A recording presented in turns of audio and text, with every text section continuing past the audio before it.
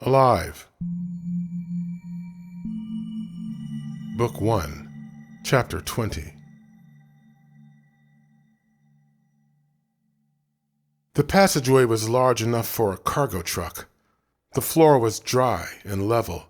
The rays of sunlight coming from the entrance behind David were sufficient to light his way. So why was it so hard to move forward?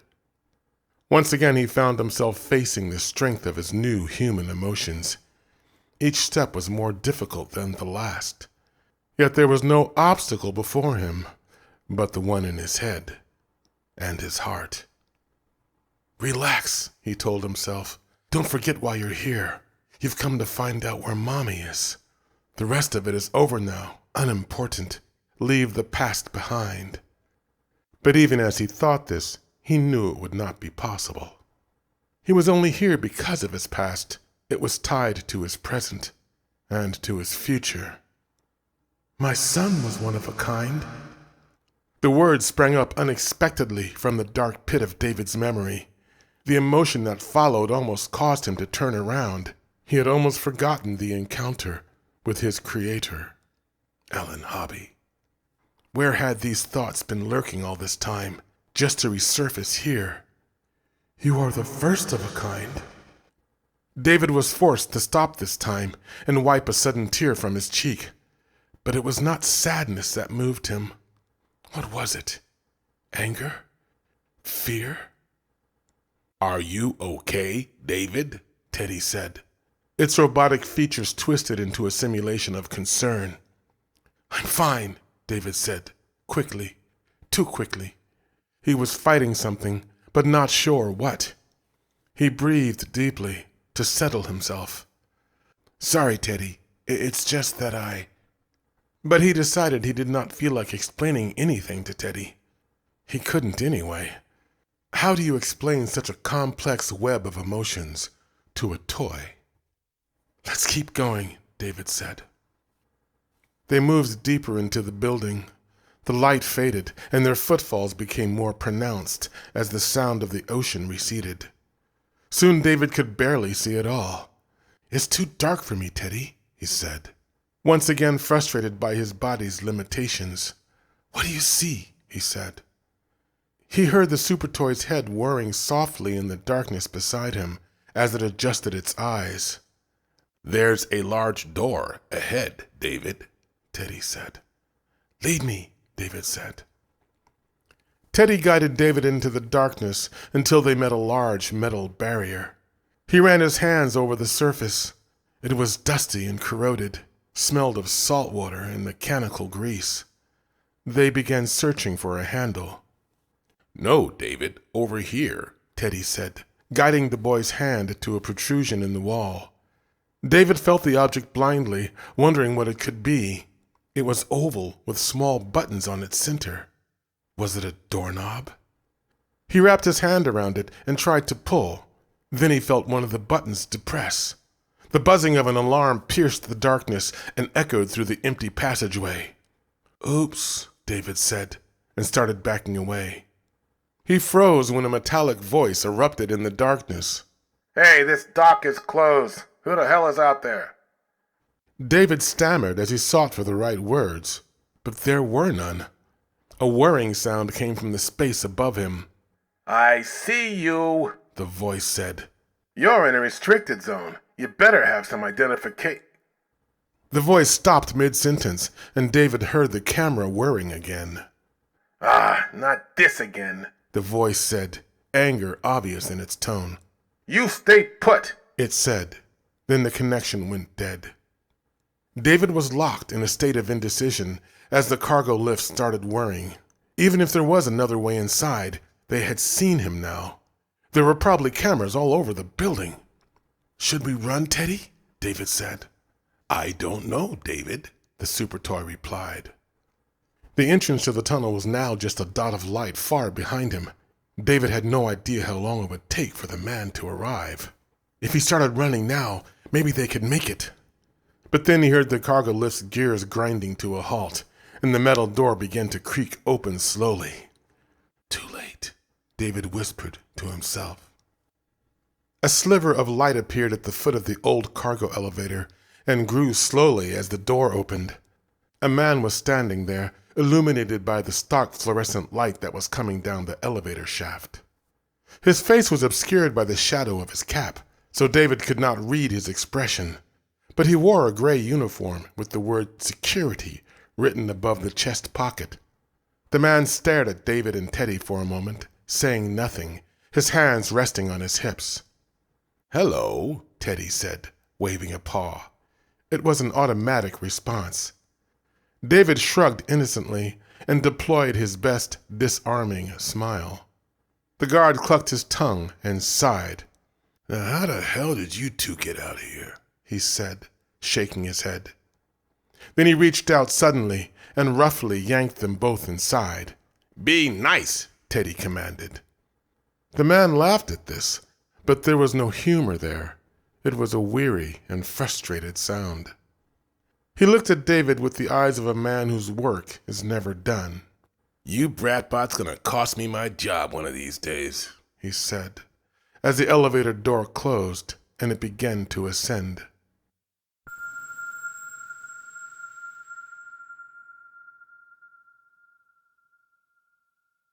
"Don't tell me no way. It's standing right here," the guard said. "Got a little toy bear with it. Found him in the old sea-level loading dock. I told you guys you ought to board that place up, but nobody listens." They had come to a large room with a wide array of screens on the walls, showing various points around the building. David and Teddy were seated in large, comfortable chairs, while the guard argued with a dark-haired man on one of the monitors. The man in the monitor was dressed in a white lab coat and wore small oval glasses. He pushed his glasses up higher on his nose and scratched his head. "A toy bear," the man on the monitor said, confusion in his voice. "Well, what model is the Mecha?" he said. "How the heck would I know?" the guard blurted. "That's out of my pay scale. I do security, remember?" "Well, just describe it for me," the other man said, impatient now. "It's one of those bratbots, the David things," the guard replied, glancing over his shoulder at David and Teddy. "But it looks like a custom, or else somebody's been tinkering around when you guys are browsing Facebook. Either way, I don't care what model it is. It's not supposed to be running around loose in the facility." The man on the monitor looked mystified. "It sounds like something out of marketing," he said. "But they already wrapped up inventory on the Davids. Everything that wasn't shipped out yesterday is accounted for." He sighed and glanced at the watch on his wrist. "Look, those guys are gone for the day, and I was just leaving. Can't you just, stash it in the closet until tomorrow? We can figure out where it goes then." The guard had enough. "Hey, I ain't doing the heavy lifting for any more of your runaways," he yelled. "Now you get someone down here to retrieve this thing, or I'll just write it up and you can explain to the professor why you can't keep your chickens in the coop." Okay, bring it down a notch," the monitor man said. I'll send someone down." He walked away from the screen then, swearing under his breath. The guard sat back with a satisfied grunt. "What model is it?" he said, mocking the lab man. "Do you believe these damn lab geeks?" He swiveled his chair around and shot David a sour look. "This place is like Oz, kid. You know what I mean?" "No, sir," David replied, keeping his face as expressionless as possible. "I mean, it makes a real good first impression," the guard explained. "But when you look closer, you realize it's just a big freak show run by a huckster and populated by midgets and fairies." He laughed at his own joke and kicked out hard so that his chair rolled backwards to a large console where he started punching buttons. The images on the monitors began changing rapidly. The guard went into a rant as he scanned the screens. "Hobby's got 35 full-time lab geeks in residence who spend most of their time diddling around on the net when he ain't looking. In between playing games and browsing porno, somehow they manage to crank out enough of you little bratbots to justify their salary. Then they toss half of you in storage just to keep the market price up. Got 50 service bots in this facility, 25 gophers to maintain the labs, 15 for dusting and cleaning commodes for the geeks, 5 assistants for the Orga chefs they bring in for the little monthly soirees Hobby throws his investors. And then they got 5 clueless security bots that spend all day poking around 200 empty rooms. He turned to face David again. 5, he said, letting the word linger as if he expected some reaction. David smiled blankly and somehow managed not to laugh. The man turned back to his console. Hobby kids himself, thinking this remote location makes security optional. I only got 2 other humans watching the monitors with me. A tired old guy who replaces me for the evening shift, and a kid who takes graveyard after spending all day hanging out with the trankheads and scavengers who live in the ruins over 42nd Street. It's a multi-million-dollar business. Got virtually no overhead here, pay no property taxes, and still they spend all their time pinching pennies. The guard looked over his shoulder. You know what trickles down, kid? He said. David shook his head. Trouble. Nothing but trouble. The man let out a humorless laugh and then turned back to the monitor array. What am I talking to a fiberhead for? He said. I'm getting as batty as the geeks. Sometimes I wonder why I didn't just stay in. He stopped suddenly, his attention drawn to something on the screen. Hello, what do we have here? He said, staring at a small panel in the array. He keyed a button and the panel doubled in size. David now saw what the guard was looking at. It was a boat.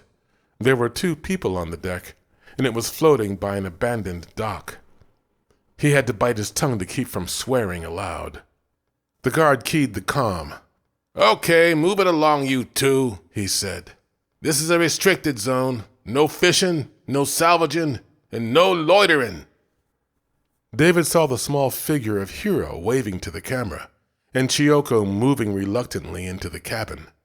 After a moment, the boat backed off the dock and floated slowly away. Well, that escape is gone, David thought. He was grateful that the man hadn't made the connection with Hiro's boat and his appearance in their abandoned loading dock, but now he'd have to make other plans for escape, if he ever got out of this jam, that is. He probably should have planned this better, he thought. But then again, how could he have known what to expect? Fate had been with him so far. She probably wouldn't fail him now. The guard made a disgusted sound and turned to face David again. I've seen those 2 before, he said. Salvagers, always trying to find scraps in the sunken sections. He clucked his tongue and shook his head as if the idea was somehow pitiful. David managed to maintain his flat smile, but he hoped that they would come and get him soon, whoever they were. It was getting difficult to maintain his lifeless appearance. The room was warm. He felt sweat beading on his forehead. The guard must have noticed this, because his eyes squinted in curiosity. He began seriously looking David over for the first time. The tan, the sun-bleached blonde hair hanging to his collar, the worn clothing, hands calloused from work. The guard shifted uncomfortably in his seat. That's weird, he said slowly. So, you must be some new thing, huh?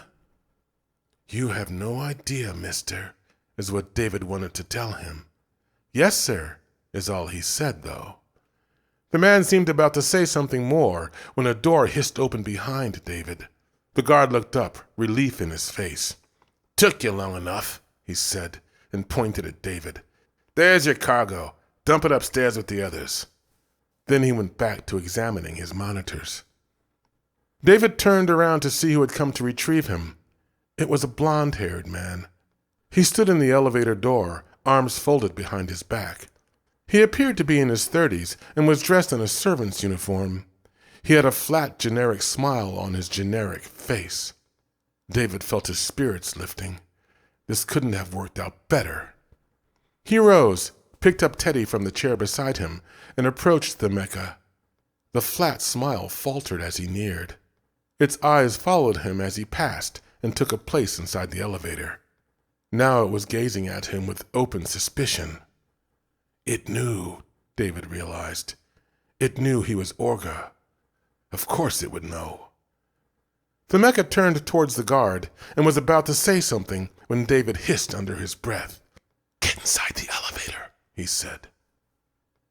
There were a few things David remembered about his other life, rules that were hard-coded inside the brain of every mecha and could only be removed by extensive and illegal reprogramming. Chief among them was to always obey a direct command from an Orga. It was part of the Asimovian code. This bot would be no different. The service mecha turned to face David again. Its inner conflict was clear in its expression. It was torn between two obligations: either obey his direct command or alert the closest authority figure to the presence of a stranger. Its decision would depend entirely upon what security measures it had been implanted with. "Get inside now," David hissed, just loud enough that the mecha would hear. Still the thing hesitated. Only seconds had passed, but it seemed much longer as the two stared at each other in silent confrontation. "Hey!" The guard's voice erupted from across the room, interrupting their standoff. They both looked to see the man glaring at them from his console. "You two go on standby or something?" the man said. "I beg your pardon, sir," the service bot began, "but I believe you should be made aware that this—" The guard pounded his fist on the console. "Get that brat bot out of here," he yelled. "Damn thing gives me the creeps."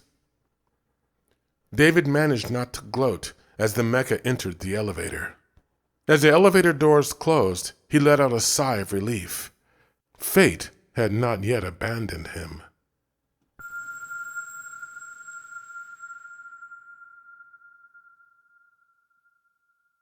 They ascended in silence, the service mecha standing motionless, staring blankly ahead. The guard had inadvertently saved David's mission by giving the mecha a direct command, one that backed up his own. But he knew the moment the mecha had a chance, it would follow its default obligation and report him to an authority figure. He had to avoid an encounter with any of them. "Tell me your name," David said. The mecha hesitated a moment. "I am called Alfred, sir," it finally replied, without looking at him. "Stop the elevator, Alfred," David said. Still caught between two conflicting obligations, Alfred reluctantly reached out and pressed a button on the control panel. The elevator stopped its ascent. Still the service mecha would not look at him. "Where is Alan Hobby?" David said. When the bot did not respond, he changed his approach. "Take me to the office of Alan Hobby," David commanded. "I cannot access that floor without permission, sir," Alfred quickly replied. David thought for a moment. This was a game of strategy. He had the advantage since, unlike any creature before him, he had existed on both sides of the board. He knew what was happening in Alfred's brain. But what barriers had been erected to prevent the bot from acting on its own volition? He would have to find out. "Well, I am giving you permission," David said at last. "You do not have authority, sir," Alfred said. "I'm giving myself authority," David replied. "You cannot authorize yourself to give authority," the mecha responded. David noticed that Alfred had not said sir this time, and his voice was becoming testy, so there was some variation in its programming after all. He remembered what Hero had told him. Did Alfred have the option of disobedience? He felt a touch of guilt for what he was about to do. "Look at me," David commanded. Alfred slowly turned to face David. Its face betrayed no emotion, but David knew its mind was reeling in indecision. "Who am I?" David said. "I do not know your name," Alfred replied. "If you do not know my name, then you do not know me. If you do not know me, you cannot possibly know if I have authority or not," David said. "You are a stranger," Alfred replied, "and a stranger cannot—" "I am Orga," David interrupted, "and your prime directive is to obey." "David, be nice," Teddy complained. "Shut up, Teddy," David snapped, "and don't speak again until I give you permission." He turned his attention back to Alfred. "Do as I say," he commanded. "I am obligated to obey only the proper authority," Alfred said.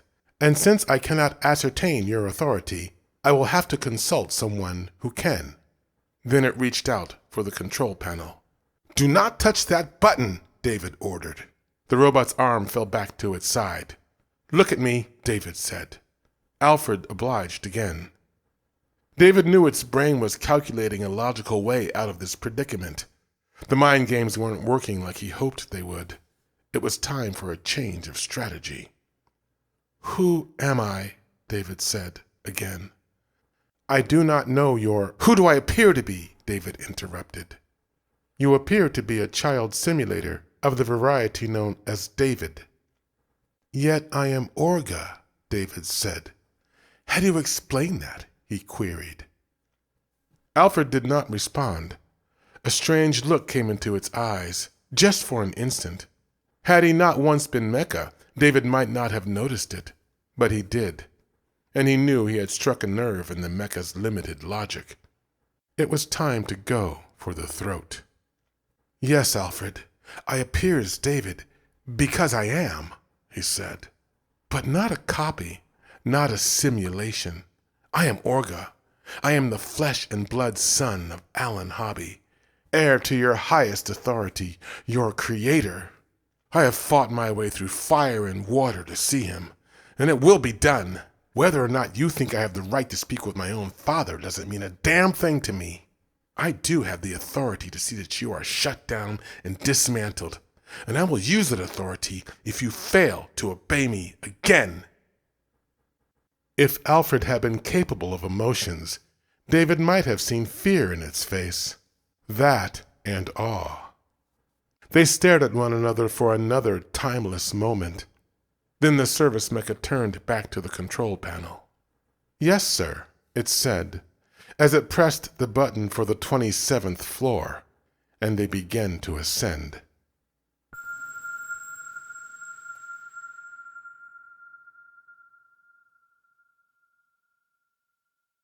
David remembered this room. The stark angles of the furniture, the cold light breaking through the great window, the dark shadows that embraced the corners, and the silhouette of the Cybertronic statue that stood outside on the ledge, its arms spread wide and hands fanned back, like a bird awaiting a lifting breeze. But the place was empty now.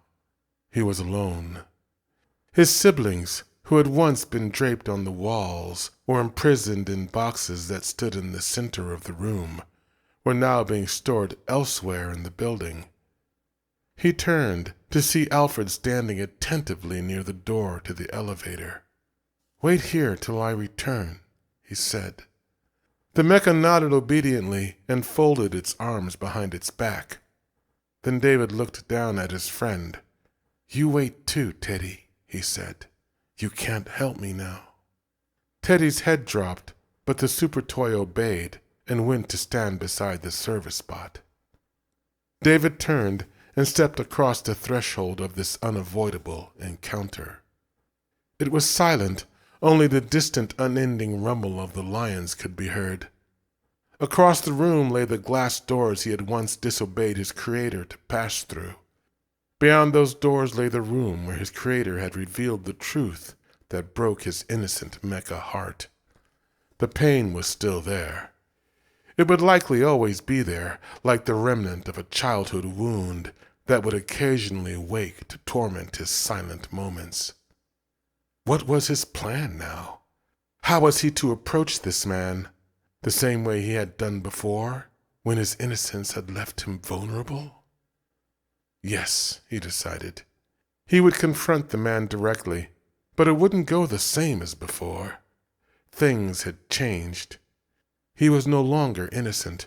He was no longer vulnerable. And now he was truly unique, truly one of a kind, the only one. "Professor Hobby?" David said as he approached the door. There was no reply, just the moan of distant thunder that competed with the roaring of the lions. The storm was coming. Professor Hobby, David said, louder this time, feeling the surge of expectation arise in him. He peeked through the doors and saw the books lined up on polished wooden shelves. Behind them was the other door, the one with words cut into its surface. They were backwards now, since he was looking from the inside, but he knew what they said. Come away, O human child, to the waters in the wild. David didn't need to recall the rest. It had all been a trick, treachery. He started to open the doors. That's when he heard it. A voice. It was not in the study before him, but coming from behind. David turned and saw another doorway across the room. He approached it slowly. As he neared, he could hear a man speaking in soft, measured tones. He knew that voice. It had once broken his heart. David approached the door and pulled on the handle, gently, as if he were opening the door of a sacred shrine. The room beyond was in the hues of dark wood. There were luminous displays on the walls and charts depicting his siblings in various states of construction. Sitting on a couch on the far side, its legs folded, its eyes downcast, gazing at a book it held in its lap, sat one of his twin brothers. It was draped in the white robes that he had once worn in his own Mecha infancy, smiling in the same lazy way he had once smiled. The sight made David's heart jump with a new, strange emotion. That was once me, he thought. The voice came again. David followed the sound. There, sitting at a desk by the window, his back to David, sat his creator. The man was leaning back in his chair, speaking softly to someone out of his line of sight. David could not see his face, but he was silhouetted in the now faint light breaking through the window. There was a distant rumble. The storm was getting closer. David entered the room quietly. The man in the chair did not hear him, did not notice his entry. David stopped near the rays of fading light that streamed into the room, his heart now racing with anticipation. And something else was inside him. Something powerful was beginning to stir in his chest. The professor still did not notice David. He was lost in his thoughts, speaking to a computer screen, which was transferring his words into text. And considering this breach of trust, Cybertronics can no longer be affiliated with your product. The professor stopped. No. Erase that last entry to line 25, the man said. David watched the words disappear from the screen and then reappear as the professor began dictating again. And in the light of these pending charges, we must refrain from any further association with your product, for the time being. Hobby continued his dictation. David listened curiously for a moment. Apparently someone had broken the man's trust, and he was sending them an official notice. How appropriate, David thought. There seemed to be something pathetic about him now, sitting alone in his study, dictating his business transactions to machines that would talk to other machines, and then to distant Orga, whose decisions would have real effects on the lives of real people. Hobby talked on, failing to see his tragic creation watching from the shadows nearby. His brother noticed, though. It raised its head and stared. After a silent minute, it turned to look at its creator, and then back to David. But it said nothing, and soon decided to go back to its reading. What lessons are you learning, little brother? David thought. Are they teaching you about love and loss, desire and pain? These are the things that make you real. David stepped into the light. Alan Hobby looked up from his work. There was another David standing beside his desk, but something was wrong about this one. It was taller than standard issue. Its skin was tanned, its hair sun-bleached, and too long. The clothing was frayed and scuffed and stained here and there. And the look in its eyes, There was something intense about that look. "Well, hello there," Hobby said with a chuckle. "What happened to you?" He looked David up and down and then laughed aloud. "What are those goofs up to now?" he said, scrutinizing David as if he were some twisted promotional device. Then he craned his head around like he was expecting to see someone else in the room. "Mario, is this your doing?" Hobby said with a chuckle. "Come on now, I know you're out there." David realized that he must have thought it was all some sort of joke, that his employees, the geeks, as the security man had called them, were just having him on. "Time to wake up, Professor," David thought. The rumble of distant thunder filled the room. The storm had arrived.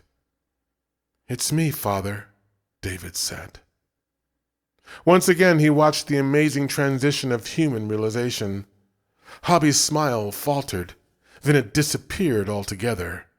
The man uncrossed his legs and sat upright slowly, his face darkening, his brow closing in sudden anger. "That is not funny," he said, a tremble in his voice. "Mario," he called, "I don't appreciate this type of humor." When no one answered, he turned his attention back to what he had mistaken for an inappropriate joke. He pointed over David's shoulder. "You go back now. Go back down to the lab and tell Mario that he went too far this time. I am not amused. You tell him that. Go on now." David was amazed. The man still didn't see it, did he? Even when the truth was standing right before him, he missed it. Like so many other things he failed to see.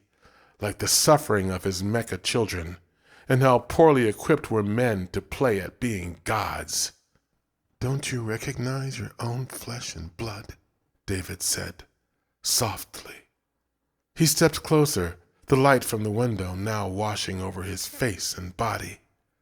Hobby was dumbfounded, his mind caught in the turbulence of disbelief and denial. Thunder cracked again, closer now. Raindrops began to strike the window. David stepped towards the man. Hobby seemed unable to move.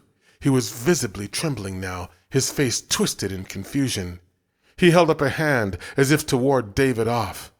"This is not funny, not funny," he kept repeating. But it was just a whimper, the mantra of a cowering child, afraid to look under the bed lest he find the monsters in his imagination waiting there. Realization was setting in. "You're right, Father," David said. "It's not funny, because it's not a joke." Then he reached out and gently touched the face of his creator, his father, his betrayer. The man shrieked and pulled away. David watched in fascination and delight. Could that be it? Yes, David decided. It was delight that he felt as he watched Alan Hobby try to rise too quickly and then slip and fall to the floor, where he began scooting away, arms held out protectively, eyes wide in shock, mouth opened in a scream that could not seem to escape. Now David knew what the feeling was that had been stirring inside him since he had set foot in the building. Revenge. Sweet and simple revenge. That most vile and most human of emotions. It fluttered up from the core of his soul and erupted into the world. "How does it feel, Father?" David yelled, a sudden tear forming in his eye, his heart aflame with this new savage joy. "How does it feel to be alone with your fear, like you left me? Alone!"